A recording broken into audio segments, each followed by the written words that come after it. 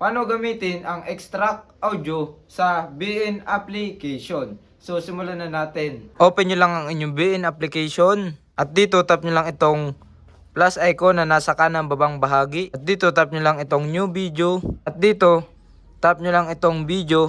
Then hanap lang kayo ng video na gusto nyong i-edit. Halimbawa natin is itong ating video. Then tap natin itong next button. So nagko-compressing siya dahil high resolution inyong napiling video or na-select. At dito scroll down nyo lang to sa baba at makikita nyo dito yung extract audio.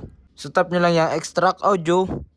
Then mag-automatic na siyang pumunta dito sa taas, yung pinakang audio niya. So kung kita nyo dito wala yung audio sa baba. So try natin ibalik.